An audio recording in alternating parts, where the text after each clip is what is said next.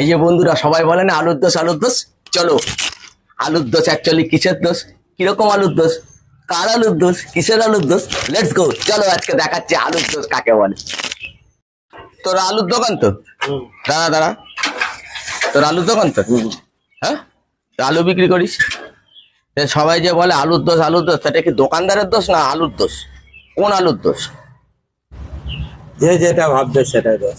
তোর তোর কোন আলুতে দোষ?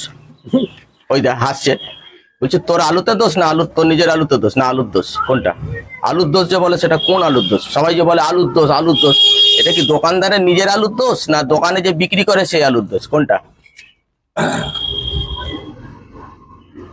ওইটা তো বলতে পারবো না কোন আলু। বলতে পারছিস না না?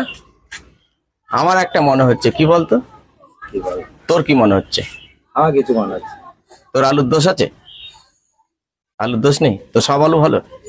হ্যাঁ আছে তো, তোর দুটো আলু আর বস্তার ভেতরে অনেক আলু, অনেক আলু। তাই না? এখন বস্তার আলু ভালো না তোর দুটো আলু ভালো, বোঝা বড় মুশকিল। ঠিক বলছি না ভুল বলছি? ঠিক বলে। ছাড়, কোন আলু ভালো দেয়।